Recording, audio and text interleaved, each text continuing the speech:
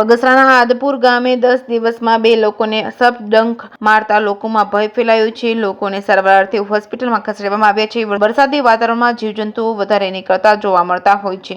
આમ જોઈએ તો વરસાદી વાતાવરણમાં જીવજંતુઓ વધુ જોવા મળતા હોય છે. ત્યારે બગસરા તાલુકાના આદપુર ગામે છેલ્લા 10 દિવસમાં સર્પે 2 લોકોને ડંખ મારતા લોકોમાં ભય ફેલાયો છે. થોડા દિવસ પહેલા આદપુર ગામે આવેલા તલાટી કમ મંત્રીની ઓફિસમાં તલાટી મંત્રીને સર્પે ડંખ મારતા છેલ્લા 10 દિવસમાં બીજો બનાવ સામે આવ્યો છે. આદપુર ગામે બીડીની દુકાન ધરાવતા નવનીતભાઈ હરિભાઈ કેલૈયા સવારે દુકાન ખોલવા જતા હોય ત્યારે સર્પે પગમાં ડંખ મારતા તેઓને તાત્કાલિક સારવારથી ખાનગી હોસ્પિટલમાં ખસેડવામાં આવ્યા છે. છેલ્લા 10 દિવસમાં 2 લોકોને સાપે ડંખ મારતા લોકોમાં ભય ફેલાયો છે. ઘટનાની જાણ થતાં જ હરીશભાઈ કેલૈયા, વિરલભાઈ કેલૈયા સહિતના લોકો દોડી આવ્યા હતા. નવનીતભાઈ કેલૈયાને તાત્કાલિક સારવારથી હોસ્પિટલ ખાતે ખસેડવામાં આવ્યા છે. ગામ લોકોએ આવા જીવ જંતુઓ અને ગામની અંદર હોય તેને દૂર કરવામાં આવે તેવી માંગ કરવામાં આવી છે. જે કેસની ગુજરાતી સાથે રોમેલ મણવર બગસરા.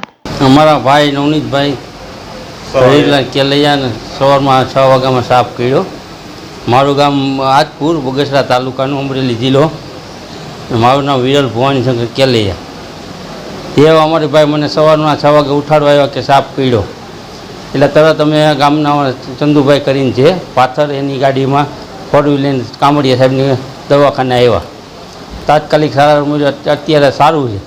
આ રીતના અમારા ગામમાં બીજો બનાવ બનેલો. અમારા તલાટી મંત્રી આદપુર ગ્રામ પંચાયતની અંદર ત્યારે એને 8-10 દિવસ પહેલાં એને આવું થયું હતું. તાત્કાલિક અમરેલી એને લઈ ગયા હતા સારવાર આપવા.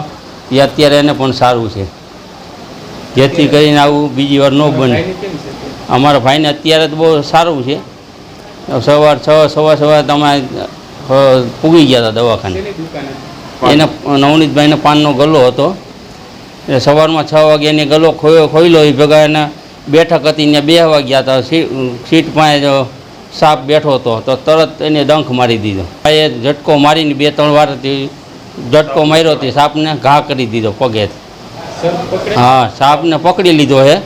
અમારા ગામની અંદર આવ્યા હતા પકડવા, ફોન કર્યો હતો. એ પકડી લીધો અને બહાર મૂકી હોય. હું સાહેબ સવારે વહેલો 6 વાગે ઉઠીને હું મારા ધંધા ઉપર દુકાને જતો હતો. ત્યાં જઈને મેં ખાલી હજી તો થડા ઉપર બેઠક લીધી ત્યાં જ મને સર્પદંશ થયો. અને સર્પદંશ થયો એવું મેં જોતાં જ મેં તરત પગના ઝટકા મારી અને મેં એને છોડાવી દીધો. અને હું સીધો મારા મોટા બાપુના દીકરા પાછળ રહે છે ત્યાં ઘરે ગયો. વિરલભાઈ કેલૈયા છે. અને હું ત્યાં પહોંચ્યો ત્યાં મારા પગમાંથી લોહી ચાલુ થઈ ગયા હતા. એટલો બધા દાંત બેસાડી દીધા હતા.